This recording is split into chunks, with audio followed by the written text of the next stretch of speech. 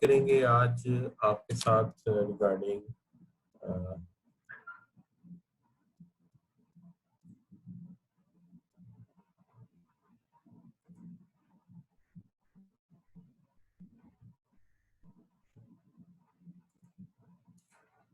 अस्सलाम वालेकुम जी। हमारा आज जो सेशन है it is our 16 session in row. आज के दिन के जो टॉपिक मैंने चूज किए हैं, इन टॉपिक्स में सबसे पहला टॉपिक जो आपके साथ हम जेरे बहस लाएंगे, इस टॉपिक में ऑर्गेनाइजेशन फ्लेक्सिबिलिटी है। फिर आज हमने बात कर दी, लास्ट टाइम ऑर्गेनाइजेशन फ्लेक्सिबिलिटी को हमने स्टार्ट कर दिया था। आज हमने यहाँ से शुरू करना था डिसिप्लिन के हवाले से, डिसिप्लिनरी सिचुएशन के हवाले से, हैंडलिंग डिसिप्लिन। आज हम ग्रीवेंसेस के हवाले से भी बात करेंगे और इसके साथ हम बात करेंगे आपके साथ प्रोसीजर ऑफ ग्रीवेंस क्या है, आर्बिट्रेशन, कॉन्सिलिएशन एंड ट्राइब्यूनल पे बात होगी। Termination of contract might we have the sufficient time, अगर इतना टाइम मिल गया तो हम उसके ऊपर भी बात करेंगे। तो आज का जो हमारा सेशन है वो इन चीजों के ऊपर मुश्तमिल है, तो हम इसको स्टार्ट करते हैं, शुरू करते हैं हम इसको ऑर्गेनाइजेशनल फ्लेक्सिबिलिटी से। यहाँ तक एक बात इंश्योर कर लेते हैं आपके कमेंट से कि आप लोगों को अभी तक जो है जितना मैंने बोला है यहाँ तक बिल्कुल क्लियर है बच्चों? ब्लैक हो गई। मेरी आवाज आप तक पहुंच रही है? इसको चेक करें कि क्यों वीडियो गायब कर रहा है। उसको वीडियो तो देखें कि क्यों कर रहा है। ओके। और मेरी स्लाइड्स भी बिल्कुल नजर आ रही, क्लियर है आपको? somebody comments please। बिल्कुल ठीक, बिल्कुल ठीक। अच्छा,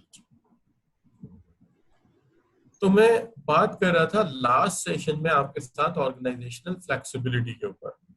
देखिए, जहां तक ताल्लुक है ऑर्गेनाइजेशनल फ्लेक्सिबिलिटी का, तो हम जब बात करते हैं कि ऑर्गेनाइजेशनल फ्लेक्सिबिलिटी है क्या, तो ये एक फैसिलिटेशन है एम्प्लॉयज के लिए कि जब उनको काम के ऊपर लाया जाए या ह्यूमन रिसोर्सेज को वर्क अलॉट किया जाए तो उनके साथ कुछ एडजस्टमेंट या कुछ ऐसा रवैया अख्तियार किया जाए जो उनके लिए बड़ा हेल्पफुल हो। अब यहाँ पर जो बात हम कर रहे हैं वो ये है कि देखिए, flexibility in an organization that easily adapted to size, structure, and feedback of human resources and also resource expenses that are needed for reaching our objective, कि हम उनको वो facilitate करें, वो वसाइल फराहम करें, वो हेल्प आउट करें जिसके तहत हम अपने ऑब्जेक्टिव और गोल्स को अचीव कर सकें। अब इसके अंदर जो रिक्वायरमेंट है या बुनियादी बात है वो ये है कि देखिए, वर्कर को अगर हम काम एलोकेट करते हुए, ह्यूमन रिसोर्सेज को काम एलोकेट करते हुए अगर हम ये करें कि वर्किंग तो उन्होंने करनी है बट हम उन्हें कुछ फ्लेक्सिबल वर्किंग आवर्स दे सकें। फ्लेक्सिबल वर्किंग आवर्स का मतलब यह है कि काम तो बहरहाल उन्होंने करना है, काम उन्होंने जो है कंप्लीट करके देना है। वो कहते हैं कि काम तो हम कर रहे हैं बट थोड़ा सा जो वर्किंग आवर्स है ना वो थोड़े फ्लेक्सिबल हो जाए। मिसाल के तौर पे काम कर लीजिए, टाइमिंग की कोई रिस्ट्रिक्शन नहीं है, work should be done but time is not restricted कि जी इतने ही टाइम में ये काम होना चाहिए। दूसरी चीज है कि हम उन्हें ड्यूरिंग वर्किंग, स्पेशली जो फैमिली वाले लोग होते हैं, मैरिड होते हैं, बच्चे होते हैं, तो जो 8 to 10 hours working hours fix किए गए हैं उसके अंदर कहीं उन्हें अगर कोई काम पड़ जाए तो हम थोड़ा सा उन्हें ब्रेक भी दे सकें, हम उन्हें थोड़ा सा ब्रेक भी दे सके, जहां मैंने अंडरलाइन किया है यहाँ पे होगा इस वक्त। दूसरी चीज ये है कि पॉसिबिलिटी ये भी होनी चाहिए कि बाज़-औक़ात किसी एम्प्लॉय के बेटे की, बेटी की शादी है या कोई और मसला है, उसके लिए उसे चंद दिन का ब्रेक चाहिए है, वेकेशन चाहिए है, तो उसे प्रोवाइड की जा सके विद पे। और इसके साथ साथ employ has a possibility to work partly from home. अगर वो थोड़ा बहुत काम घर जाके करना चाहे तो उसकी खुली इजाजत होनी चाहिए, जो घर से काम हो सकता है करने दिया जाए। अगर वो डाटा कॉन्फिडेंशियल नहीं है ज्यादा, अगर वो डाटा क्रूशियल नहीं है तो घर से इसको जाके कर सकता है। अब इसके अंदर हमने जो बातें की अभी तक क्या की कि एम्प्लॉय को फ्लेक्सिबल वर्किंग आवर दिए जाए, काम दिया जाए, आवर्स फिक्स पे बेशक ना किए जाए। दूसरी बात ये है काम के दरमियान अगर उसे कोई फैमिली प्रॉब्लम है तो उसे रिजॉल्व करने के लिए टाइम दे दिया जाए।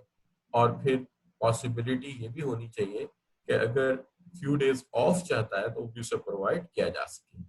अब इसके बाद ये भी है कि अगर पार्टली वो घर से काम करना चाहे और हो सकता है घर में काम, तो उसे करने की इजाजत होनी चाहिए। इसके साथ साथ ये भी चीज है कि शिफ्ट अगर डिफरेंट काम कर दिया, आमतौर पे हम देखते हैं कि अगर डिफरेंट शिफ्ट्स में अगर काम हो रहा है तो आमतौर पे 24 घंटों में 3 शिफ्टें बना दी जाती है। एक डे हो गई, एक इवनिंग हो गई, एक नाइट शिफ्ट हो गई। वर्कर को बावक्त जरूरत अगर स्विच करना पड़े, नाइट शिफ्ट दे दी जाए, और अगर किसी वक्त जरूरत पड़े तो उसे मॉर्निंग शिफ्ट में बुला लिया जाए, वो आपस में शिफ्ट शफल कर ले। अगर इससे उनका फैमिली वर्क अच्छा चलता है, उनका काम अच्छा चलता है, तो उन्हें अकोमोडेट करना चाहिए। इसी तरह एम्प्लॉयज को जो वर्किंग आवर चूज करने हैं उसके अंदर भी फ्लेक्सिबिलिटी या थोड़ी बहुत लचक देनी चाहिए। अगर तो ये कोई प्लांट नहीं है जो कि फिक्स टाइम पे चलता है और उसको चलाने के लिए हमें हंड्रेड्स ऑफ वर्कर की जरूरत है, तो फिर तो मजबूरी है, फिर तो एक ही टाइम प्लांट चलेगा और सबको आना पड़ेगा। लेकिन अगर ये उस नेचर का काम नहीं है, प्रोडक्शन नेचर का काम नहीं है, इसके अंदर इंडिविजुअल वर्क हो सकता है और कोई एक दो आवर पहले आ सकता है या एक दो आवर लेट ज्वाइन कर सकता है और इससे हमें फर्क नहीं पड़ता, तो हमें ये भी लचक पे आए या ये भी फ्लेक्सिबिलिटी प्रोवाइड करनी चाहिए, इसमें कोई हर्ज नहीं है। अब यहाँ तक जो बात होगी वो हमारी ये होगी कि हमने ये समझ लिया कि ऑर्गेनाइजेशनल फ्लेक्सिबिलिटी क्या चीज है। अब जब हम ऑर्गेनाइजेशनल फ्लेक्सिबिलिटी को समझ जाते हैं तो यहाँ पर जो हमारा अगला इशू है, ये तो हमारा लास्ट टॉपिक था ना जो हम डिस्कस कर रहे थे, यहाँ लेक्चर लास्ट में खत्म हुआ। अगला मसला जो है वो हमारा है डिसिप्लिन का। देखिए डिसिप्लिन का जहां तक मामला है, दुनिया में कोई भी चीज बगैर डिसिप्लिन के अचीव नहीं हो सकती। इवन अगर आपकी अपनी जिंदगी में डिसिप्लिन नहीं है तो आप कुछ भी हासिल नहीं कर सकते। इसलिए हमें हर इंसान को, हर वर्किंग पर्सन को कुछ असूल बनाने पड़ते हैं, एक डिसिप्लिन अडॉप्ट करना पड़ता है काम में। लेकिन organisation is a collection of many individuals, organisation collection है मेनी इंडिविजुअल्स का। अगर यहाँ पे डिसिप्लिन ना रखा गया तो हर शख्स जो है वो अपना राग अलापना शुरू कर देगा और हर शख्स जो है वो अपनी अपनी जो इंडिविजुअल थॉट्स है उनको अप्लाई करने की कोशिश करेगा। हमने ऐसी कोई फ्लेक्सिबिलिटी यहाँ नहीं देनी होती डिसिप्लिन के मामले में, वरना इसके बड़े संगीन नुकसान हो सकते हैं। अगर आप इनिशियली सोचें क्या नुकसान हो सकते हैं, तो सबसे पहली चीज जो आपको नजर आएगी वो ये आएगी कि जो बेसिकली बेयर किया जा सकता है, हो सकता है वो health and safety rule violate कर दे, और health and safety rule violate करने की वजह से पता लगे कि अल्लाह ना करे कोई बंदा जो है वो अपने आप को जख्मी कर बैठा, कोई बंदा जो है वो आग लगा बैठा, कोई ऐसी सूरत हाल ना पैदा हो, तो ये इंतहाई खतरनाक हो सकता है। लिहाजा हमें सबसे पहली जो चीज जहन में होनी चाहिए वो ये है कि एक डिसिप्लिन, एक एनवायरनमेंट का अच्छा जो है माहौल वो होना चाहिए। इसके लिए हमें डिसिप्लिन मींस कुछ प्रोसीजर प्रिस्क्राइब करने चाहिए, कंडक्ट आर पैटर्न, जिसे वो नहीं कहते ज़ाब्ता अखलाक, एक हमें आइडियल कंडक्ट बताना चाहिए और पैटर्न ऑफ बिहेवियर के ये आइडियल पैटर्न ऑफ बिहेवियर है, आपने इसके मुताबिक चलना है। अब discipline at work place can be defined as adherence to company policies, rules, regulation and process. हमने चलना है कंपनी की पॉलिसीज, रूल्स और रेगुलेशन और प्रोसेसेस के मुताबिक, कि हमने किसी भी तरह इनमें से कोई भी प्रोसेस जो है उसको वायलेट ना हो जाए। अच्छा, जैसे मैंने कहा कि अगर वायलेट हो गया तो बड़ा सीरियस मामला पैदा होगा, लिहाजा ऐसी कोई सिचुएशन हमने पैदा होने ही नहीं देनी। इस मकसद के पेश नजर हमने क्या किया है, हमने कुछ सेट रूल्स बना दिए। तो discipline means learning as in discipline of management along a set of rules, एक सेट ऑफ रूल्स बना दिए। एक डिसिप्लिन कायम कर दिया गया है जो कि integral part of functions of management है, जो मैनेजमेंट के काम या फंक्शंस का इंटीग्रल पार्ट। ये डिसिप्लिन या रूल्स इसलिए बनाए गए हैं कि हम इंश्योर करें कि ऑर्गेनाइजेशन अपने गोल्स को अचीव कर सकेगी सेंसिबल वे में, और बचा जा सकेगा दो या तीन प्रॉब्लम से। एक ये कि कोई कॉन्फ्लिक्ट पैदा ना हो, एक ये है कि कोई ऐसा बिहेवियर पैदा ना हो जो ऑर्गेनाइजेशन के लिए एक्सेप्टेबल ना हो, बल्कि हर शख्स जो है जो भी बिहेवियर करे वो एक एक्सेप्टेबल स्टैंडर्ड के अंदर होना चाहिए। यानी there should be a set pattern of behaviour, जिसके अंदर उसका पैटर्न होना जरूरी है, जिसके अंदर उसका बिहेवियर होना जरूरी है, इससे कोई वायलेट ना करे। तो लिहाजा अगर उसे कहा गया है कि जो टूल्स यूज किए हैं वहीं रखो, जहां हमने कहा है यूज करने के बाद वहीं रख के आए। अगर हमने कहा है कि इतने टाइम पे आपकी इक्विपमेंट ऑन होगा, उतने टाइम पे ऑन होना चाहिए, तो there should be discipline like this. अब डिसिप्लिनरी रूल्स एंड रेगुलेशंस क्या कवर करते हैं? जैसे जैसे हम आगे बढ़ेंगे इसका कॉन्सेप्ट और क्लियर होगा कि ये क्या कवर करते हैं। देखिए, सबसे पहली बात ये है, इनका मामला कुछ इस तरह से है कि time keeping and holiday arrangement, कि हम टाइम कीपिंग किस तरह करेंगे, हॉलीडे अरेंजमेंट किस तरह से करेंगे। क्यों, वजह क्या है, हम क्यों ये कह रहे हैं जी कि ये किस तरह से हम जो है वो इसको डील करेंगे।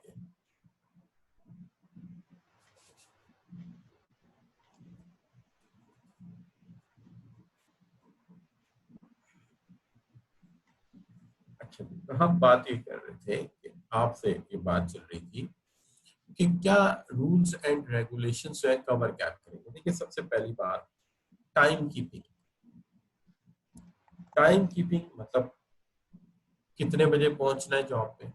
अगर हर बंदा अपनी मर्जी के टाइम से जाएगा तो बात नहीं बनेगी। टाइम तयशुदा होगा, भले किसी का पहले है या बाद में है या किसी को फ्लेक्सिबिलिटी मिली हुई है, लेकिन फ्लेक्सिबिलिटी में भी ये बात तो है कि टाइम कोई ना कोई होगा, उस पर जाना पड़ेगा। इसी तरह एब्सेंस आपकी जो है वो नहीं होनी चाहिए। हॉलीडे अरेंजमेंट, छुट्टी कब होगी किसको। हेल्थ एंड सेफ्टी इश्यूज, क्योंकि किसी बड़ी जगह पे जब आप काम कर रहे होते हैं तो number of people working together, किसी एक बंदे की गलती से बहुत सारे लोगों को नुकसान पहुंच सकता है। तो यहाँ हेल्थ एंड सेफ्टी कंसर्न हो सकता है, कहाँ स्मोकिंग अलाउ है, कहाँ नहीं है, कहाँ पे कौन से इक्विपमेंट को किस तरह से टैकल किया जाता है, तो उसका कायदा एक प्रोसीजर है। ऑर्गेनाइजेशन का अगर आपने इक्विपमेंट यूज करना है तो ये एसेट है ऑर्गेनाइजेशन का, इसको फैसिलिटेट करना है या फैसिलिटीज को यूज करना है, लेकिन इसको डैमेज तो नहीं करना। लिहाजा कुछ लोग अगर इसे मिस हैंडल करेंगे, अगर लोग इसे मिस हैंडल करेंगे तो अल्टीमेटली क्या होगा कि आपको जो है इक्विपमेंट आपका खराब हो जाएगा, डैमेज हो जाएगा। लिहाजा उसे डैमेज होने से तो बचाना है ना आपने, तो वो जाया ना हो जाए। तो इसलिए उसकी हैंडलिंग का भी तरीका है। ये नहीं कि पेपर प्रिंटर पकड़ा, आपने प्रिंटिंग शुरू की, पता लगा पेपर बाहर तोड़ दिया प्रिंटर का, उसके बाद प्रिंटर पकड़ा, उसका आपने जो है वो कनेक्टर पर आपको कनेक्ट नहीं किया, नतीजा है कि उसका कनेक्टर खराब कर दिया। ऐसा नहीं है, एक टाइम कीपिंग होगी, हॉलीडे अरेंजमेंट होगा, हेल्थ एंड सेफ्टी होगा, इक्विपमेंट का यूज होगा। मिसकंडक्ट क्या होता है बताया जाएगा, सब स्टैंडर्ड परफॉर्मेंस एक्सेप्ट नहीं की जाएगी, और अगर आप मिसकंडक्ट करते हैं उसे आइडेंटिफाई किया जाएगा।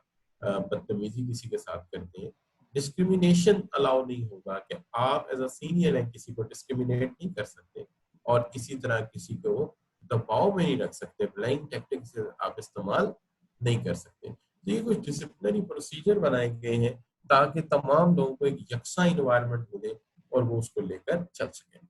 सबसे पहली बात तो ये। अब यहाँ तक जो हमने समझा, सबसे पहले डिसिप्लिनरी जो है वो प्रोसीजर, या हमने डिसिप्लिन को इसलिए रखा है ऑर्गेनाइजेशन में ताकि हर शख्स एक असूल, एक ज़ाब्ते और एक तरीका कार के तहत बिहेव करे।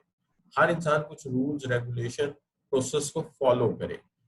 फायदा क्यों डील करें, डील इसलिए करें कि हर शख्स वक्त पे आए, उसके बाद दूसरों की हेल्थ एंड सेफ्टी का ख्याल रखे, कोई बदतमीजी ना करे, कोई सब स्टैंडर्ड परफॉर्मेंस ना हो, डिस्क्रिमिनेशन ना हो, किसी पर कोई दबाव ना डाल सके, और इक्विपमेंट और एसेट्स ऑर्गेनाइजेशन के महफूज रहे।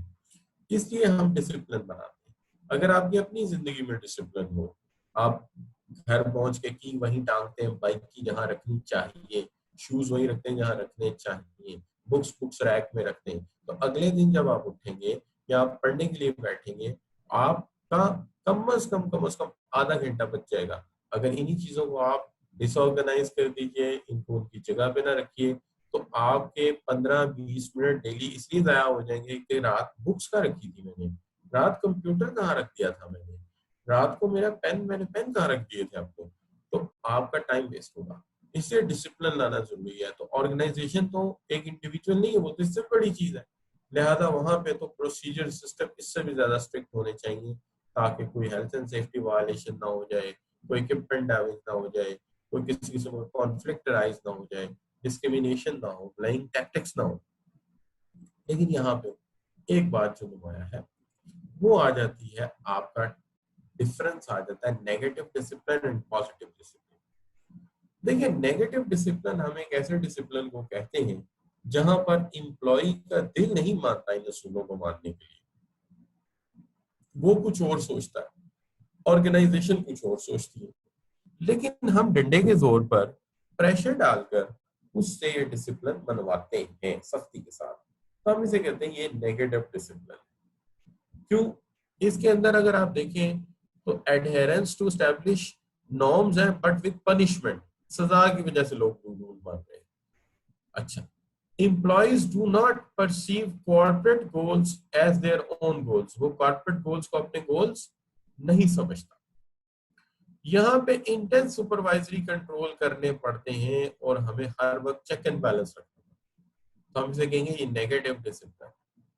पॉजिटिव डिसिप्लिन होता तो क्या होता कि हम इंप्लॉइज को इन्वॉल्व करके उनकी मनोमंशा से उन्हें मनोमन मनवाते, यानी उन्हें दिल से मनवाते कि ये डिसिप्लिन या ये रूल्स हम सब के फायदे की चीज है, और यहाँ पे ऑर्गेनाइजेशन का इंटरेस्ट और इंडिविजुअल का इंटरेस्ट एक ही होता, और वो खुद से इनको दिल से मानता।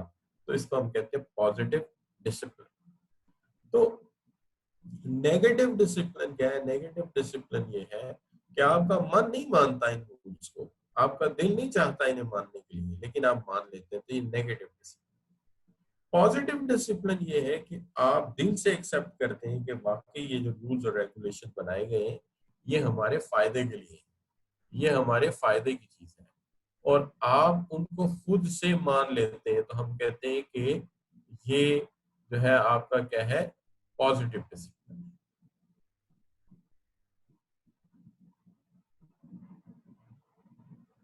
अच्छा जी। अच्छा, बाद बच्चों के सवाल इस तरह के आते हैं कि सर वो जो 5 आप ऐसा करें कि पिछला लेक्चर रिवाइज कर दें, मेरा इंटरनेट नहीं चल रहा था। तो इस तरह की जो सिचुएशन होती है, देखिए बात ये होती है कि I am working with the number of student at this time, online students they are more than 100, so they are in hundreds. So for an individual it's not possible for me. I love to cooperate with you and coop up your needs, what I want, but the thing is this कि हम किसी वक्त जो है वो बड़े मजबूर होते हैं। उसकी वजह आप जानते हैं कि बहुत सारे इश्यूज रेज हो गए होते हैं इस वक्त। बाकी बच्चे जो है इस वक्त मेरे साथ इस लेक्चर में चल रहे हैं, तो मेरे लिए पॉसिबल नहीं होता कि आपके कहने पे मैं पिछला लेक्चर शुरू कर दूं, ठीक है। So it's you have to adjust, या किसी भी तरह आपको काम चलाना पड़ेगा। तो ऐसी डिमांड्स मैं नहीं पूरी कर सकूंगा, आई एम सॉरी। अच्छा, क्योंकि 1-to-1 मीटिंग हो ना, फिर इंसान जो चाहे करा सकता है, लेकिन जब इस तरह जब आप you are running a class with the people, so this type of question cannot be accommodated at all, and बाकी स्टूडेंट बोर भी होंगे और परेशान भी होंगे कि यार ये क्या कर रहे हैं। अब जब आप मुझे ये कहते हैं कि sir provide all recorded lectures, so all lecture are recorded by ICMP, so you should request your administrator कि वो जिस सोर्स से भी आपको प्रोवाइड करना चाहे they can provide. I know they have that, so you should ask to them. मेरे पास नहीं रिकॉर्ड होते, जो उनके पास रिकॉर्डर है वहां पे रिकॉर्डेड है ये पड़े हुए, तो आई होप कि वो आपको प्रोवाइड कर सकते हैं। आप उनसे बात कीजिए और इंशाल्लाह कर देंगे, आई थिंक। अच्छा बच्चों, अब जहाँ पे वापस आता हूँ अपने टॉपिक के ऊपर। अच्छा, मैं अपने जो है टॉपिक के ऊपर जो है वो वापस आते हुए जो है यहाँ पे बात करता हूँ आपके साथ कि बात ये है कि एडहेरेंस टू एस्टैब्लिश नॉर्म्स जो है एक तरफ ये है कि सजा के तौर पे, पनिशमेंट के तौर पे, दबाव में ला के लोगों से कहा जाए मानो इन रूल्स को, खबरदार ना माना तो ये नेगेटिव डिसिप्लिन। लेकिन लोगों को मनवा के, उनकी राय को शामिल करके, उनके प्रॉब्लम्स को समझ के, फिर या उनकी लिमिटेशंस को समझ के आप एक डिसिप्लिन डेवलप करते हैं, तो फिर लोग उसको मनोमन तस्लीम करेंगे, मानेंगे कि हमारा डिसिप्लिन है। तो फिर इंडिविजुअल और ऑर्गेनाइजेशन के जो इंटरेस्ट है वो कॉन्फ्लिक्ट नहीं करेंगे और एम्प्लॉय जो है वो एक्सरसाइज कर सकेंगे ऑब्जेक्टिव को, तो ये पॉजिटिव डिसिप्लिन चलेगा। तो बेसिकली कंसर्न ये है कि हमें लोगों को पॉजिटिव डिसिप्लिन देना चाहिए, नेगेटिव डिसिप्लिन नहीं देना चाहिए। जी, तो यहाँ पे सबसे पहले आपको क्या ये समझ आइए पॉजिटिव डिसिप्लिन क्या और नेगेटिव डिसिप्लिन क्या, हम सब बच्चों से पूछते हैं। गॉट इट, ठीक हो गया, नबील कह रहा है गॉट इट एंड ठीक हो गया, और वो F3 नबील अहमद भी कह रहे हैं ठीक हो गया। अच्छा बच्चों चले चेक कर लेते हैं आपको कितना समझ आया है। क्या आप इस सवाल का जवाब दे सकते हैं? A discipline foster appropriate behavior by encouraging employees' participation. The first step is to lay out clear protocol and ethical guidance to ensure your employees fully understand what you expect. आप क्या expect करते हैं, तो आप इसको कौन सा discipline कहेंगे? शाबाश, मैं ऑप्शंस देख रहा हूँ, आप कौन सा ऑप्शन चूज करते हैं? जी शाबाश, सब बच्चों ने ए ऑप्शन चूज किया है कि जब राय ली जाए, लोगों को मनवाया जाए और उनसे कहा जाए कि आप बताएं कि कौन सा डिसिप्लिन है, कि कैसा आपके लिए डिसिप्लिन सेट किया जाए, तो इस तरह के डिसिप्लिन को हम पॉजिटिव डिसिप्लिन का नाम देते हैं। अब आ गया मसला आपका 3 प्रिंसिपल्स हैं डिसिप्लिन बनाने के। पहला जो प्रिंसिपल है वो ये है कि रूल्स एंड प्रोसीजर जो है वो एक फ्रेमवर्क है for behaviour and performance. Behaviour और परफॉर्मेंस के लिए एक फ्रेमवर्क है। ये एक डिसिप्लिन है जिसके तहत हम लोगों के शिकवे गिले भी हल कर सकते हैं, ग्रीवेंसेस भी हल कर सकते हैं। तो दूसरी बात यह है इन मोस्ट ऑफ केसेस हमारा एम जो है वो सजा देना नहीं है, हमारा मकसद किसी को पनिश करना नहीं है, बल्कि हमारा पर्पस ये है कि रूल्स प्रोसीजर और फ्रेमवर्क को माना जाए, डिसिप्लिन और ग्रीवेंसेस को रिजॉल्व किया जाए, और आपको जो है हम एम है हमारा ये कि हम आपको कोई पनिश ना दें बल्कि ऑर्गेनाइजेशन के ऑब्जेक्टिव को हासिल करने की कोशिश करें। अब देखिए सवाल ये पैदा होता है कि कौन कौन सी डिसिप्लिनरी सिचुएशंस पैदा हो सकती हैं। आमतौर पे जो डिसिप्लिनरी सिचुएशन पैदा हो सकती है वो ये हो सकती है कोई बंदा काम से जल्दी चला जाता है, लिविंग वर्कर जो तयशुदा टाइम उससे पहले चला जाता है, वो काम करता है और काम बहुत ज्यादा डिफेक्टिव है जिससे ऑर्गेनाइजेशन को नुकसान हो रहा है, वो ब्रेक करता है सेफ्टी और हेल्थ रूल्स को वायलेट करता है जिससे बाकी सबको भी नुकसान हो सकता है, रिफ्यूज करता है जो लेजिटिमेट वर्क है, जो बाकी काम उसके जिम्मे लगना चाहिए वो उसको करने से इनकार करता है, या उसका दूसरों के साथ रवैया एटीट्यूड बड़ा पुअर है। तो ऐसी सूरत में हम डिसिप्लिनरी सिचुएशन अराइज कर जाती है। ये बहुत ज्यादा सिचुएशंस हो सकती है, मैंने तो सिर्फ चंद एक जिक्र किए हैं सिर्फ आपको समझाने के लिए। कोई बंदा जल्दी काम छोड़ के चला जाता है, कोई डिफेक्टिव वर्क करता है, अच्छा काम नहीं करता, कोई सेफ्टी रूल्स वायलेट कर जाता है, कोई रिफ्यूज कर देता है काम करने से, या कोई बदतमीजी करता है, पुअर एटीट्यूड देता है दूसरों को, तो हम कहते हैं यहाँ पे डिसिप्लिनरी सिचुएशन जो है वो अराइव करती है। अब इसको अगर ऐसी प्रॉब्लम आपके साथ हो जाए, आपके ऑर्गेनाइजेशन में हो जाए, तो आप क्या स्टेप लेंगे? देखिए इसके लिए बाकायदा एक प्रोसेस होता है। हमने ये प्रोसेस लिखा है, मुख्तलिफ ऑर्गेनाइजेशन के जो प्रोसेसेस या प्रोसीजर डेवलप हुए हैं, रूल्स डेवलप हुए हैं, उनको अखज़ करके हमने एक यूनिफॉर्म बना लिया है जो कि तकरीबन मैक्सिमम ऐसे करती है ऑर्गेनाइजेशन। सबसे पहले ये होता है कि जब आपको इस तरह की एक्टिविटी में इन्वॉल्व पाया जाता है तो आपके साथ एक इनफॉर्मल टॉक की जाती है, बुलाया जाता है और जरा गपशप के मूड में आपको पूछा जाता है कि जनाब ये आप क्या कर रहे हैं, ये ना करें, ऐसा करने से बड़ा गड़बड़ हो जाएगा मामला। अगर फिर भी कोई मामला ना चले तो सीनियर बुलाता है और बुला के आपको ओरल वार्निंग देता है, मैं आपको वार्निंग दे रहा हूँ कि आइंदा ऐसी सिचुएशन पैदा ना हो। नंबर 3 ये हो सकता है कि अगर फिर भी आप नहीं सुधरेंगे तो आपको रिटर्न या ऑफिशियल वार्निंग दे दी जाएगी। ये वार्निंग एक हो सकती है या किसी ऑर्गेनाइजेशन में दो भी हो सकती है।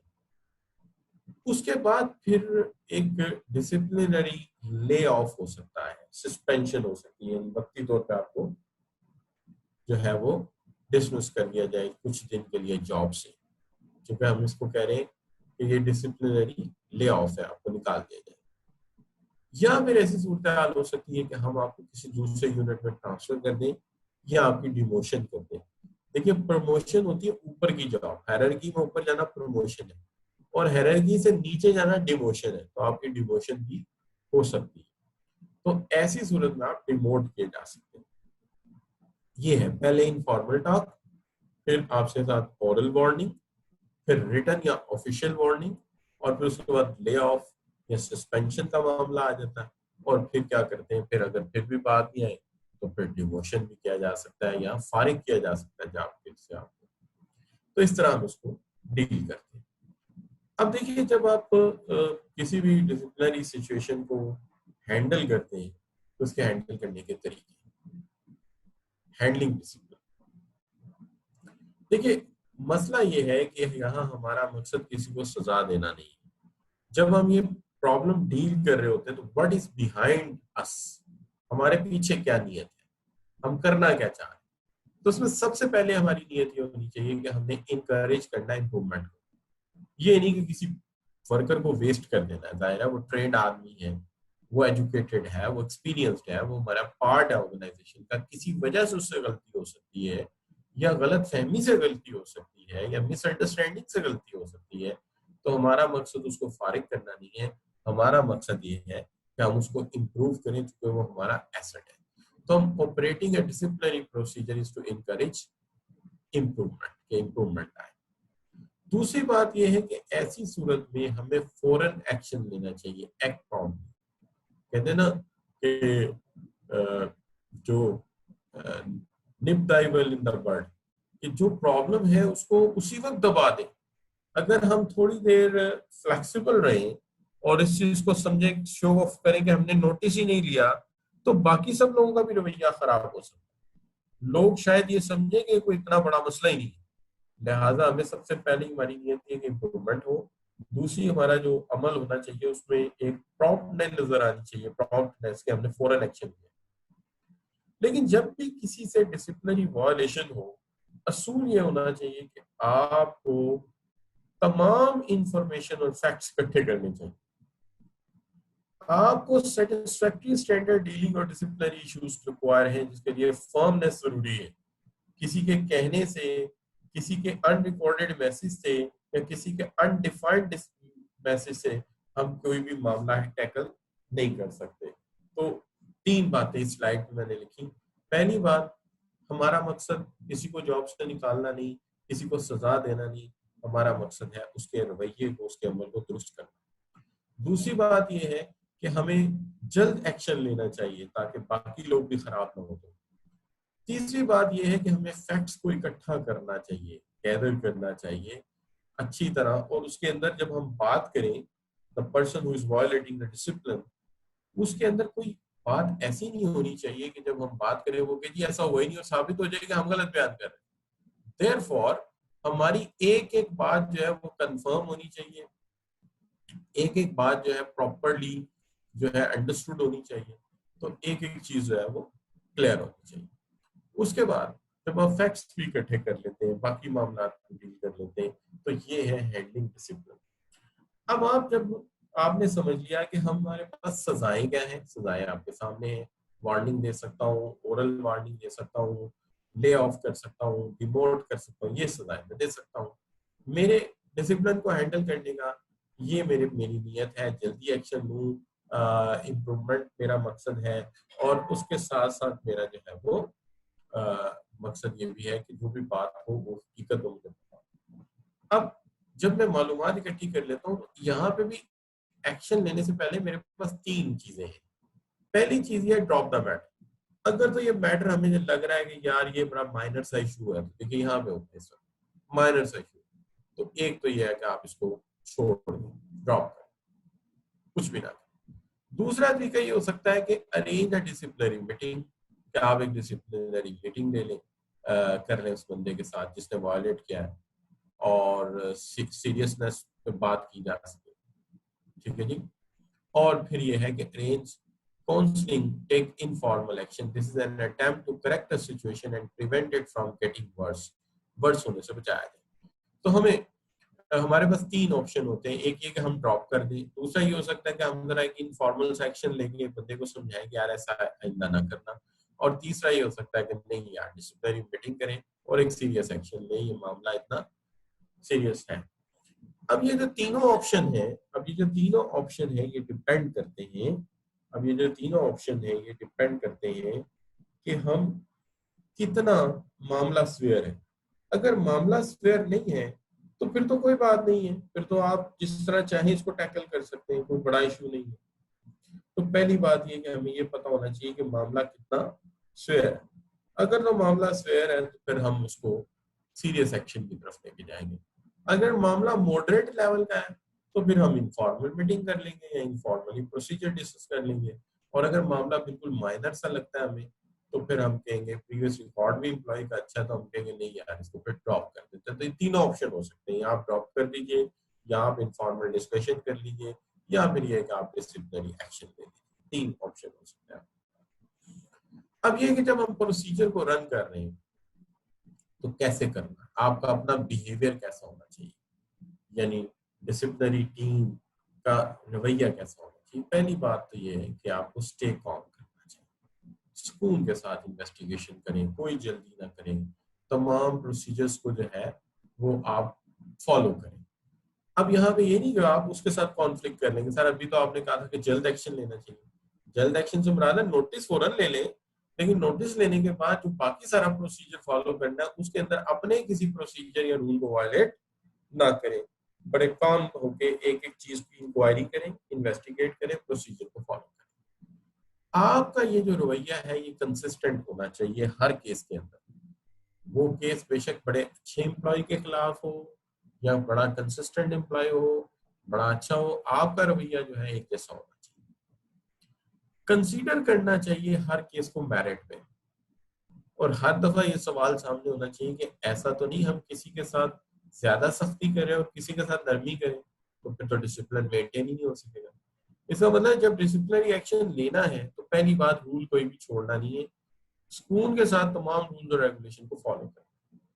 आपको तमाम मामलात के अंदर कंसिस्टेंट होना चाहिए, एक जैसा होना चाहिए, और आपको हर केस को ऑन मेरिट लेना चाहिए, और आपको फॉलो करना चाहिए डिसिप्लिनरी प्रोसीजर को। यहाँ इंडिविजुअल इंपॉर्टेंट नहीं होता, प्रोसीजर इंपॉर्टेंट होता है। इसलिए आपने अपने कॉन्स्टिट्यूशन को, आपने अपने ऑर्गेनाइजेशन के आर्टिकल को, आपने अपनी ऑर्गेनाइजेशन के लिखे हुए रूल्स रेगुलेशन और प्रोसीजर्स को पढ़ना है और उसके मुताबिक हल करना है। इसमें आपका जाती इंटरेस्ट इन्वॉल्व नहीं होना चाहिए।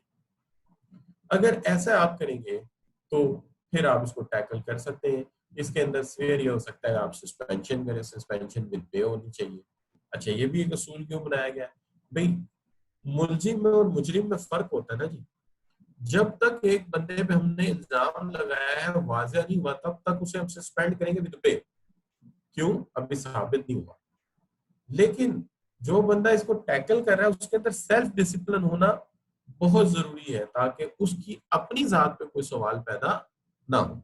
तो मैंने कहा जब कोई प्रोसीजर हम लेके चले, पहली बात तमाम रूल्स इन्वेस्टिगेट करें, प्रोसीजर्स को बड़े काम होके हम अंडरस्टैंड करें, जल्दबाजी यहाँ पे ना करें, कोई रूल वायलेट ना हो, वरना हो सकता है मामला कोर्ट में जाए और साबित ही हो कि हमने रूल वायलेट किया है टैकलिंग। और कंसिस्टेंट हो, हमारे के साथ एक जैसा सलूक करें, हर केस को मेरिट में लें, हम अपने डिसिप्लिनरी प्रोसीजर को फॉलो करें, कोई हेस्टी सिचुएशन पैदा ना करें, और जब तक साबित ना हो जाए कि एक बंदे ने गलती की है सस्पेंशन करें, लेकिन विद पे करें, पे देनी चाहिए। और जो तीसरी आखिरी चीज ये है कि एक सेल्फ डिसिप्लिन नजर आना चाहिए। यहाँ पे आके हम इसको वाइंड अप कर देते हैं डिसिप्लिनरी प्रोसीजर को। तो यहाँ तक हमने पहले बात कर ली। क्या हमें डिसिप्लिनरी प्रोसीजर समझ आ गया बच्चों? सब बच्चों से सवाल? जी शाबाश, I am watching in your comments. Asma कह रही हाँ जी, ठीक है। दुआ कह रही ठीक है, कायनात कह रही ठीक है, एनएमडी ठीक है जी, रुहेब भी कह रहे हैं ठीक है, बिस्मा भी कह रही है ठीक है बच्चों।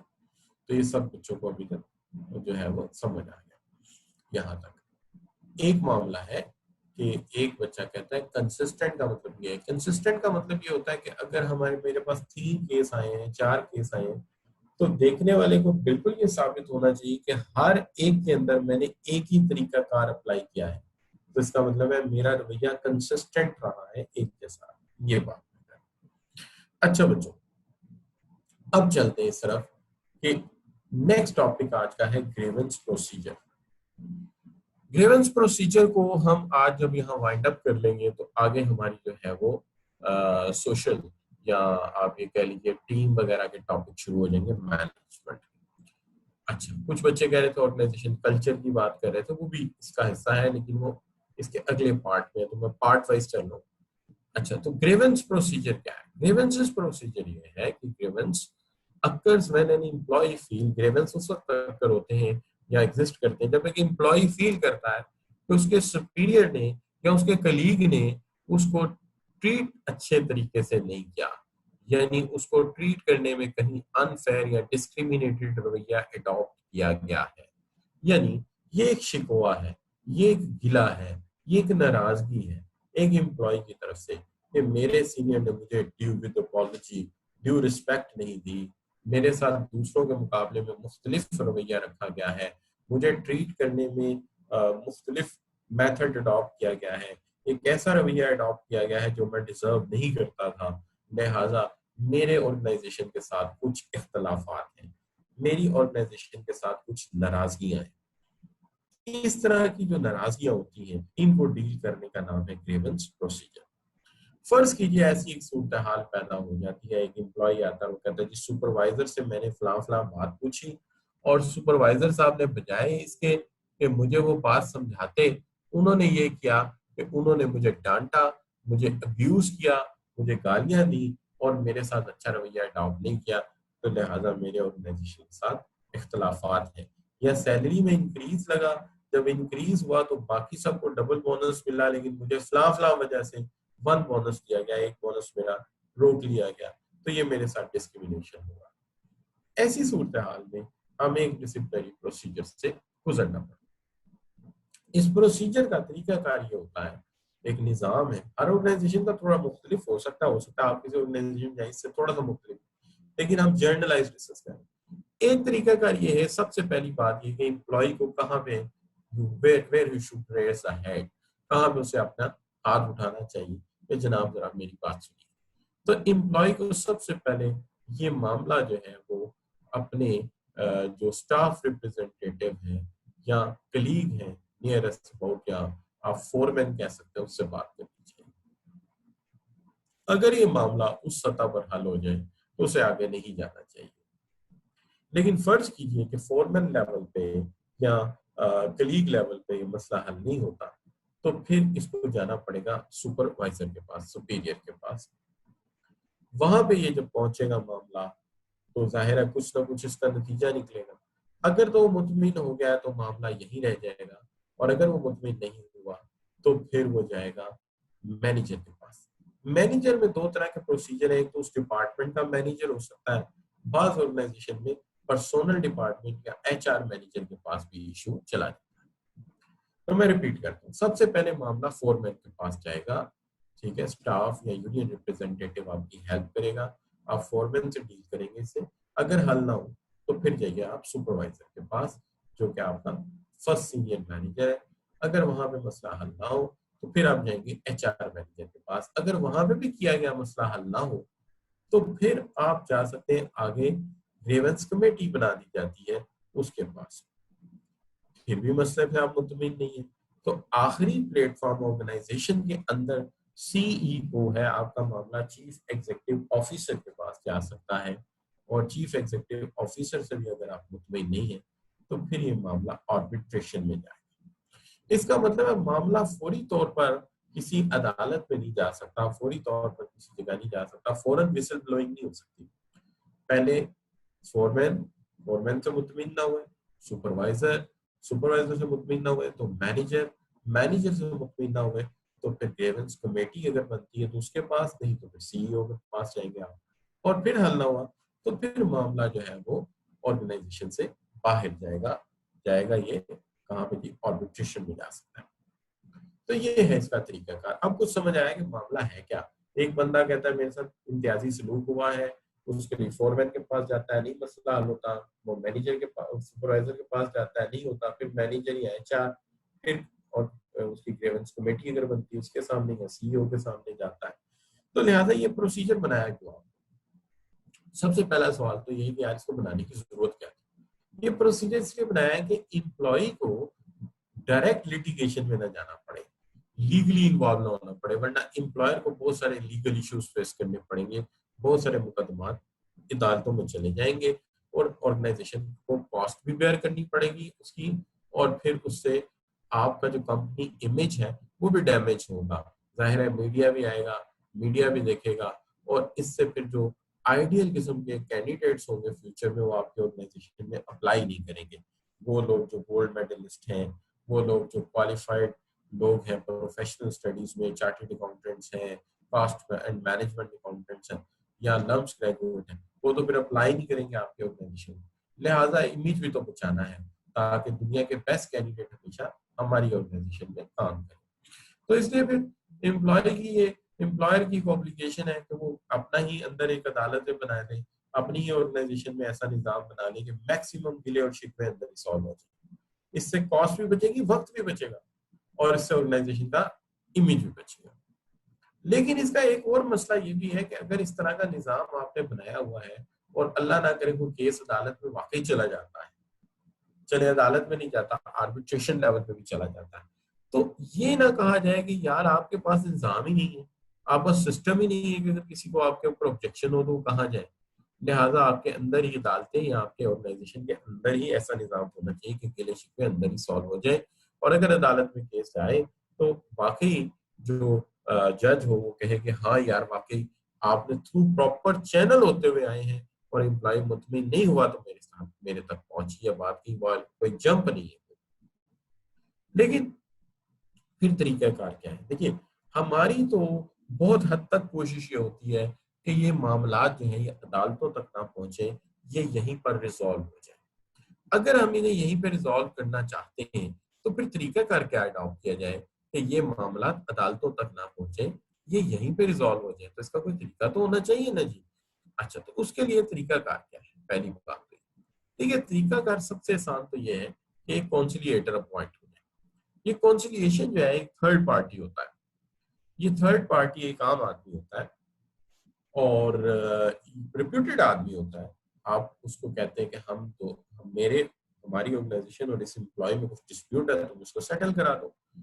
वो दोनों पार्टीज को कॉन्सिलिएशन की फैसिलिटी देता है, दोनों पार्टीज को समझाने की कोशिश करता है कि आप अपने इश्यूज को रिजॉल्व करें, उन्हें ऑप्शंस बताता है लेकिन पाबंद नहीं कर सकता। लिहाजा आप कहते हैं this can be used to settle a dispute before it gets to a tribunal hearing. Tribunal hearing से पहले कॉन्सिलिएशन हो जाए। जैसे फर्ज कीजिए आपकी किसी फैमिली में आपस में लड़ाई हो जाती है, फर्ज कीजिए आपकी अम्मी की और आपकी खाला की लड़ाई हो जाती है। अब इस लड़ाई में एक समझदार से आपके अंकल है वो इन्वॉल्व हो जाते हैं और वो दोनों को आके समझाते हैं कि इस मसले को यार बैठ के सॉल्व कर लो। तो अगर ये समझाते हैं और तरीकाकार समझाते हैं तो ये हम इसको कहेंगे ये कॉन्सिलिएशन। क्या है? कॉन्सिलिएशन है। तो कॉन्सिलिएशन ये कहते हैं कि डिस्प्यूटेड पार्टीज को इकट्ठा करना और उन्हें बैठा के समझाना कि यार अपने इश्यूज सॉल्व करो। लेकिन इसका बेनिफिट क्या है? एक तो कॉन्फिडेंशियलिटी रहती, थर्ड पार्टी बात इधर उधर नहीं करती, उसको रिजॉल्व कराती। इससे टाइम बच जाता है ट्राइब्यूनल में जाने का या कोर्ट में जाने का, और इससे डैमेज नहीं होता आपका रिलेशनशिप, फर्दर वहीं पे रिजॉल्व हो जाता है और आप दोनों पार्टीज किसी एग्रीमेंट पे पहुंच जाती है।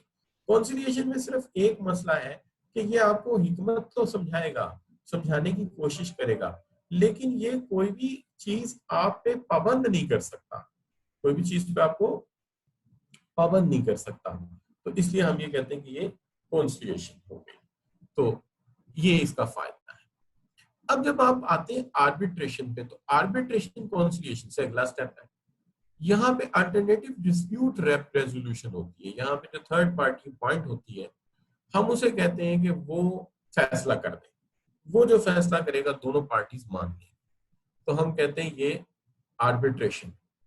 अब दोनों में फर्क यूं समझ लीजिए कि फर्ज कीजिए आपका किसी के साथ कॉन्फ्लिक्ट है पैसे के लेन देन का, पैसे के लेन देन का कॉन्फ्लिक्ट है। अगर ये कॉन्सिलिएशन है तो जो आपका कॉन्सिलिएटर है वो दोनों को समझाएगा, यार बैठो, बैठ के अक्ल करो, ये मामला बैठ के सॉल्व करो, तो लेट डिस्कस। तो वो आपको डिस्कशन करवा देगा, लेकिन हल आपने करना है, ये कॉन्सिलिएशन है। लेकिन आर्बिट्रेशन में क्या होगा कि जो पर्सन अपॉइंट होगा वो सारे कॉज एंड इफेक्ट को समझेगा, केस को समझेगा, और वो फैसला कर सकता है, फैसला सुना सकता है और दोनों पार्टीज को पाबंद कर सकता है। दोनों पार्टीज उसे कह के लाएंगे कि जो तुम फैसला करोगे वो हमें कबूल होगा। तो arbitration is one of the form what is commonly known as alternative dispute resolution.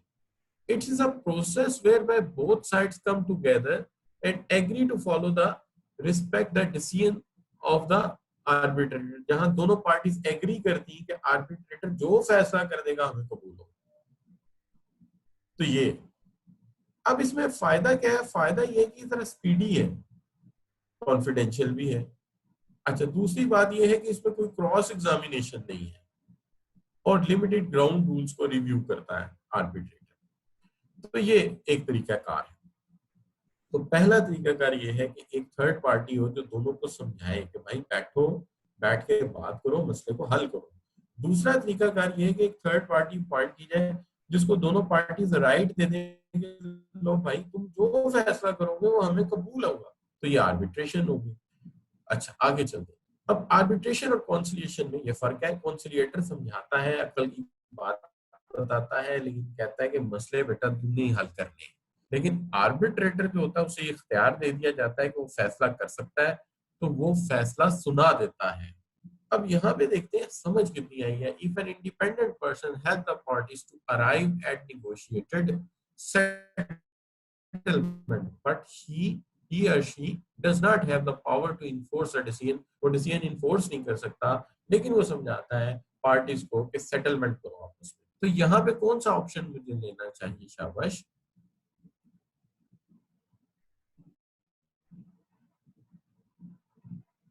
जी देखते हैं हम।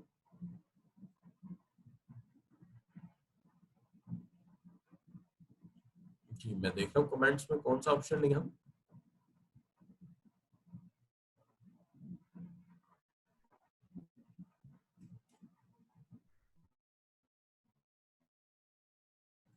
शाबाश, आप कमेंट्स कर दीजिए जरा।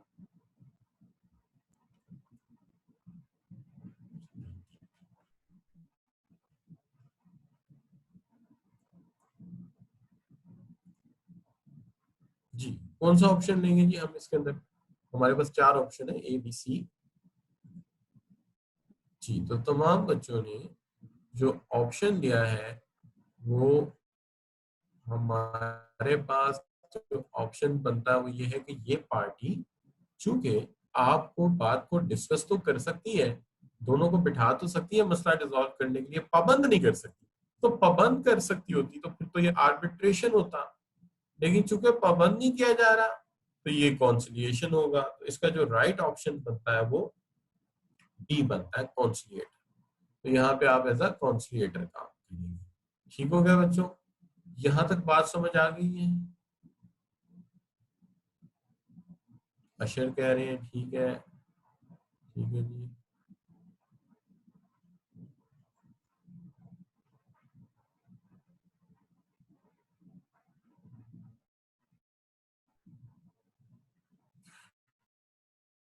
ठीक हो, अगर मामला हल ना हुआ, ना कॉन्सिलिएशन से हुआ, आर्बिट्रेटर के फैसले को भी किसी एक या दोनों पार्टी ने ठुकरा दिया, उन्होंने कहा जी हम इसको भी नहीं मानते, तो मामला कहाँ जाएगा? मामला कोर्ट में जाएगा, ट्राइब्यूनल में जाएगा।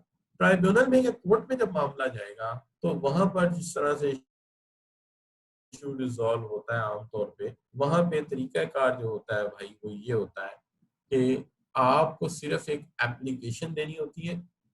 वो एप्लीकेशन आप सिंपली जो है वो फॉरवर्ड कर देते हैं विद कोर्ट या स्टैम्प पे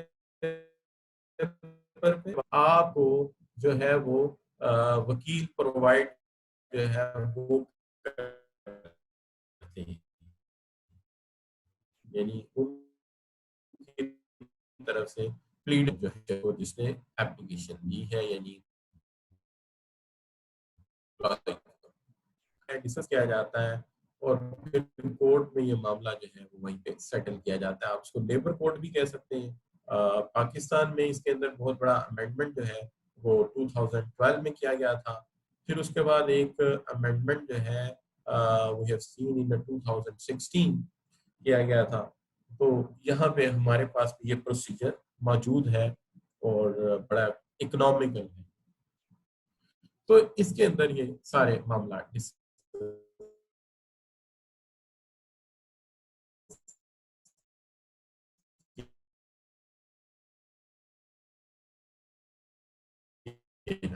तो ये करेगा कि समझाएगा दोनों पार्टीज को। एक ये हो सकता है एक थर्ड पार्टी ऐसी ले लें जिसको कहे भाई फैसला आप कर दें तो ये आर्बिट्रेशन है, फिर भी मसला हल ना हो तो फिर हम जा सकते हैं ट्राइब्यूनल में, यानी कोर्ट में। अब यहाँ पे हम तीसरे टॉपिक की तरफ चलते हैं, टर्मिनेशन ऑफ कॉन्ट्रैक्ट। देखिए, टर्मिनेशन ऑफ कॉन्ट्रैक्ट यानी एम्प्लॉय का मुलाजमत से अलहदा हो जाना, एम्प्लॉयमेंट कॉन्ट्रैक्ट का टूट जाना क्या होता है। देखिए, एम्प्लॉयमेंट कॉन्ट्रैक्ट का टूट जाना ये होता है जहां पर के एम्प्लॉय जो है टर्मिनेट कर देता है एम्प्लॉयर कॉन्ट्रैक्ट को। दो सूरतें हैं इसकी। एक तो ये हो सकता है कि फिक्स टर्म कॉन्ट्रैक्ट था, उसे रिन्यू नहीं किया गया, या ऐसा था कि कॉन्ट्रैक्ट को with in that specific time employer ने तोड़ दिया। तो इन दोनों चीजों को हम टर्मिनेशन ऑफ कॉन्ट्रैक्ट कह सकते हैं। कि अंडरस्टूड बात होती है कि कुछ कॉन्ट्रैक्ट रिन्यू होने होते हैं, अगर वो रिन्यू नहीं हुआ तो इसका मतलब आगे कंटिन्यू नहीं होगी सर्विस, और अगर इन बिटवीन भी तोड़ दिया जाए तो हम इसको टर्मिनेशन ऑफ कॉन्ट्रैक्ट कह सकते हैं कि कॉन्ट्रैक्ट टूट गया। देखिए, इसके अंदर जब आप डिसमिसल की बात करते हैं कि किस वजह से लोग डिसमिसल हो जाते हैं, हम डिसमिसल को 3 कैटेगरी में ब्रेक करते हैं। एक कंस्ट्रक्टिव डिसमिसल है। कंस्ट्रक्टिव डिसमिसल इसको कहते हैं कि जब एम्प्लॉयर ने कॉन्ट्रैक्ट को ब्रीच किया, एम्प्लॉयर ने कॉन्ट्रैक्ट को तोड़ दिया, तो एम्प्लॉय ने इसको अपनी रिस्पेक्ट के अगेंस्ट समझा और उसने रिजाइन कर दिया, उसने रिजाइन कर दिया। हम कहते हैं कंस्ट्रक्टिव डिसमिसल। मैं रिपीट करता हूं कि एम्प्लॉयर ने कॉन्ट्रैक्ट को ब्रीच किया या उस तरह नहीं निभाया जो हुआ था, तो एम्प्लॉय ने इस कंडक्ट को सफिशिएंट नहीं समझा और उसने जो है रिजाइन कर दिया। हम कहते हैं कंस्ट्रक्टिव डिसमिसल। रॉन्गफुल डिसमिसल ये है कि डिसमिस कर दिया गया ब्रीच ऑफ कॉन्ट्रैक्ट पे, लेकिन इसके अंदर जो कॉन्ट्रेक्चुअल पीरियड था या जो नोटिस पीरियड था वो फॉलो नहीं किया गया। और अनफेयर डिसमिसल ये है कि किसी बंदे को निकाला गया है लेकिन उसको निकालने की वजह मुनासिब नहीं है, वजह मुनासिब नहीं है। तो मैं रिपीट करता हूँ रिवर्स ऑर्डर। अनफेयर डिसमिसल ये है कि मैं आपको टर्मिनेट करता हूँ और टर्मिनेट करने की जो वजह बताता हूँ वो इंतहाई गलत है, यानी वो लीगली आती नहीं कि जी ये बंदा जो है मैं इसको इसलिए टर्मिनेट कर रहा हूँ कि ये बंदा जो है ये फलां फलां ट्रेड यूनियन में पार्टिसिपेट कर रहा था या इसने फलां पार्टी को वोट दिया था तो मैं इसको टर्मिनेट कर रहा हूँ। अब ये जो है ये अनफेयर डिसमिसल है।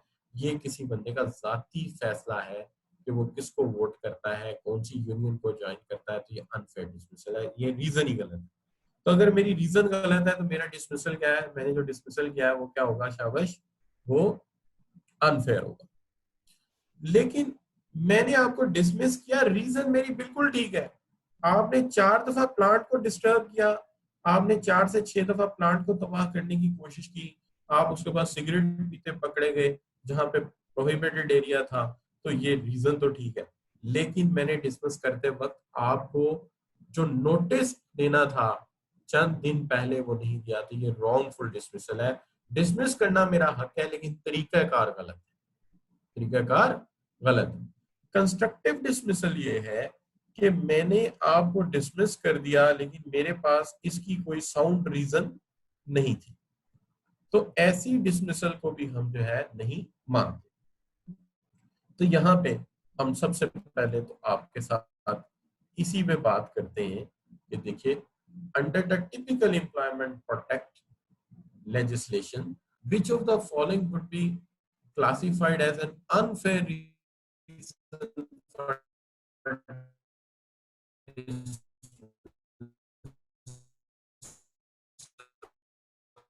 of employees?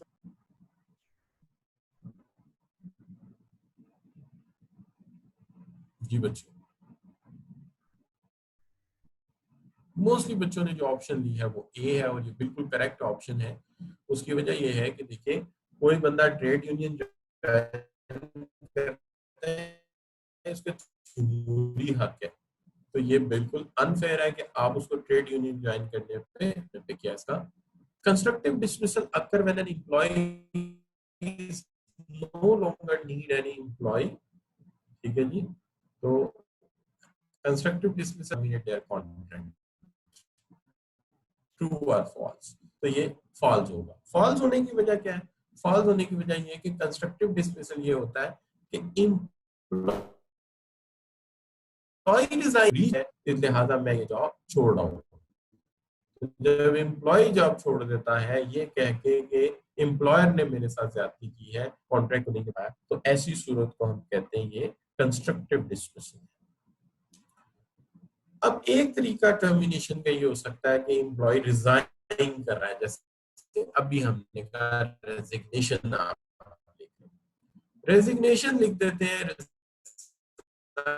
कर देते हैं, जॉब छोड़ देते हैं, तो हम इसकी एक रीजन ये लिख सकते हैं। अब मैं आपकी जॉब छोड़ रहा हूँ जी, जॉब इसलिए छोड़ रहा हूँ कि आप जो मुझे सैलरी दे रहे हैं वो ठीक नहीं है, या आप मुझे जो वर्किंग कंडीशन दे रहे हैं वो अच्छे नहीं है, आप मुझे जो नेचर ऑफ वर्क दे रहे हैं वो ठीक नहीं है, तो ये अवॉइडेबल। एम्प्लॉयर ये कह सकता है अच्छा सैलरी अच्छी नहीं, सैलरी बढ़ा देते हैं भाई। वर्किंग कंडीशन अच्छे नहीं है, चलो कंडीशन में जो तुम चेंज कहते हो वो कर देते हैं। तो नेचर ऑफ वर्क तुम्हारा ठीक नहीं, तो हम काम का नेचर डिफरेंट कर दें, ये अवॉइडेबल। यानी इसमें जो रीजन है उसे खत्म किया जा सकता है। ठीक है जी, तो ये अवॉइडेबल रीजन होते हैं, इनको ठीक किया जा सकता है। सैलरी कम है, हालात अच्छे नहीं दिए हुए, ये बदले जा सकते हैं। लेकिन अनअवॉइडेबल रीजन क्या है? अनअवॉइडेबल रीजन ये है कि आपके पर्सनल प्रॉब्लम है, आपने सीएमए क्वालिफाई किया था, अब आप कहते हैं जी मैं सीएफए करना चाहता हूँ, मुझे छुट्टी चाहिए, 3-4 साल मुझे काम करना है, मैं अपनी पर्सनल ग्रोथ चाहता हूँ, या मैं पीएचडी करना चाहता हूँ। ये पर्सनल प्रॉब्लम है, ये अनअवॉइडेबल है। या फैमिली रीजन है। फैमिली रीजन क्या है? मैं कहता हूँ मेरी वाइफ नहीं मानती, वो कहती इस शहर से चलो उस शहर चलते हैं, तो वाइफ नहीं मानती, इसका भी कोई हाल नहीं होता, ये भी आपको मानना पड़ेगा, ये भी आपका अनअवॉइडेबल रीजन है, यानी इसको ठीक नहीं किया जा सकता। मैं वाइफ की बात नहीं कर रहा, मैं रीजन की बात कर रहा हूँ, ये रीजन इम्प्रूवेबल नहीं है। तो लिहाजा सैलरी, वर्किंग कंडीशन, पोस्ट, ये अवॉइडेबल है, यहाँ मसला हल हो सकता है। लेकिन जो फैमिली रीजन है या पर्सनल प्रॉब्लम है उसको रिजॉल्व हम नहीं कर सकते, ये एक इशू है। अब इसका तरीकाकार ये कि यहाँ जब आप जा रहे हैं, चले अवॉइडेबल है तो हम हल कर देते हैं, अनअवॉइडेबल है तो हम हल नहीं कर सकते। अच्छा, तो मसला ये है कि यहाँ पे हम फिर क्या करें? यहाँ पे हम ये कर सकते हैं, एक बात तो ये हो सकती है कि हम यूं करें कि जब आप जा रहे हैं तो आप एक एग्जिट इंटरव्यू किया जाए। ये एग्जिट इंटरव्यू दो, एक वजह तो ये है कि हमें वो रीजन समझ आए जिसकी वजह से आप जा रहे हैं, ताकि हम बाकी लोगों को रोक सकें। अगर वो रीजन वैलिड है तो आइंदा दूसरों के साथ ऐसा ना हो। और अगर हम कोई जॉब अरेंज कर सकते हैं आपके लिए, अपने सप्लायर के साथ, अपने कस्टमर के साथ, तो हम अरेंज कर दो ताकि आपके हमारे रिलेशनशिप हमेशा के लिए अच्छे रहे। अच्छा, फिर इसमें ये भी इंश्योर किया जाए कि जब जॉब छोड़ी जा रही है, आप छोड़ के जा रहे हैं, रिजाइन कर रहे हैं, तो क्या आपने हमें इतना टाइम दिया है कि आपका मुतबादिल हम इतनी देर में अरेंज कर लें? तो नोटिस ऑफ पीरियड दोनों तरफ से होना जरूरी है, जो आमतौर पे रेगुलर एम्प्लॉय के लिए जनरली तमाम मुल्कों में 3 माह का होता है, 3 मंथ नोटिस होता है। ठीक है, और शॉर्ट कॉन्ट्रैक्ट में 1 मंथ नोटिस होता है कि आप कहेंगे कि 4 वीक में, 6 वीक में आप अरेंज कर लें, मैं जॉब छोड़ रहा हूँ। तो ये दो चीजें इसमें इंपॉर्टेंट। अब आ जाते हैं आप इस तरफ के, बाज़ वक़्त ऐसा होता है कि ऑर्गेनाइजेशन जो है वो एक्टिविटी खत्म कर देती है, या वो ऑपरेशन खत्म कर देती है जिसमें आप इन्वॉल्व हैं, सीज कर देती है उस बिजनेस को। वो बिजनेस आगे नहीं करना चाह रही। हम गाड़ी भी बनाते हैं, मोटरसाइकिल भी बनाते हैं, आप मोटरसाइकिल वाले यूनिट में काम कर रहे हैं, वहां आप मैनेजर है, हम वो काम बंद करें तो आप रिडेंडेंट हो जाएंगे, फालतू हो जाएंगे, रिडेंडेंसी हो जाएगी। अब जब आप रिडेंडेंट हो जाएंगे, या फिर ये हो सकता है कि वो यूनिट बंद कर दिया जाए, वो यूनिट बंद हो गया,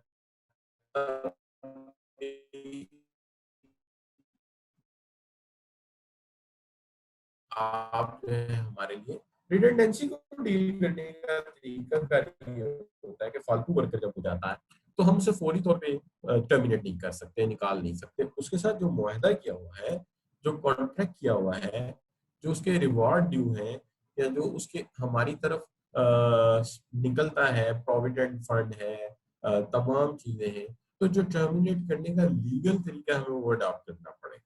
उसे पेनल्टी अगर हमारे ऊपर लगती है तो 3 4 5 6 माह की पे की वो उसे देनी पड़ेगी। इसी तरह उसका प्रोविडेंट हमारी तरफ निकलता है तो हमें देना पड़ेगा, और जो जो उसके बेनिफिट्स है वो उसे देकर फिर मुआहदे को हमें वाइंड अप करना पड़ेगा, जो हमने लिखा था कि अगर कॉन्ट्रैक्ट वाइंड अप होता है कैसे हो।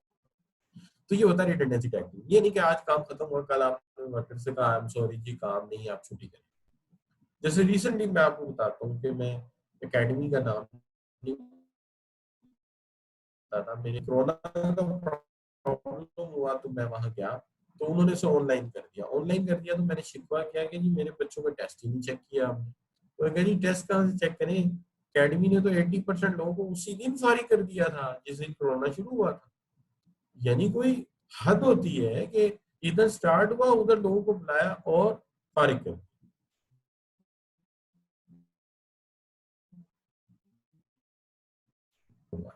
पर मैं बच्चों आपसे यही कहूंगा कि हार्ड वर्क करें, मेहनत करें, अच्छी क्वालिफिकेशन करें और एक डिग्निटी वाली जॉब लें, ताकि आप इन प्रॉब्लम से बच सकें।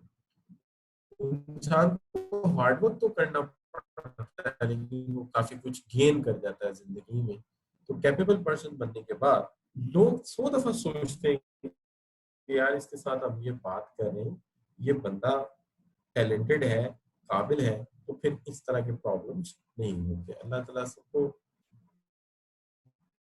अच्छी पोजीशन पे पहुंचाए। यहाँ पे आज का लेक्चर हम वाइंड अप करते हैं। आज के लेक्चर में हमने जो चीजें डिस्कस की हैं उसके अंदर आपके ज़हन में जो बातें होनी चाहिए वो ये होनी चाहिए कि आज के लेक्चर में मैंने आपको है सबसे पहली चीज ऑर्गेनाइजेशन फ्लेक्सिबिलिटी प्रोसीजर डिस्कस और आगे शॉर्ट टर्म कॉन्ट्रैक्ट पे बात हुई और रिडंडेंसी पे बात हुई। आज मैं यहाँ पे आप लोगों से पूछता हूँ आज का सेशन आपके ख्याल में कैसा था, आपको बात समझ आई है? जी शाबाश, बच्चे कमेंट्स कर दें तो बस हम इसको वाइंड अप कर देते हैं।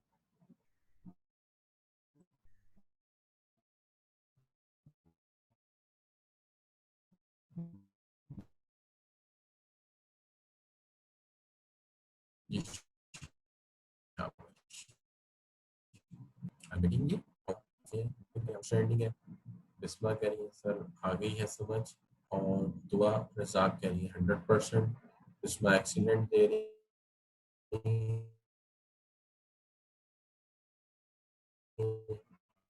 अच्छा जी, अब्दुल्ला कह रही है वेल डन। अच्छा बच्चों, तो अब इसी टाइम पे आपसे मुलाकात होगी, तब तक मैं ये स्लाइड्स ये नोट्स कर दूंगा, आप इन्हें जरूर रीड कर लीजिएगा। Thank you very much for joining. तो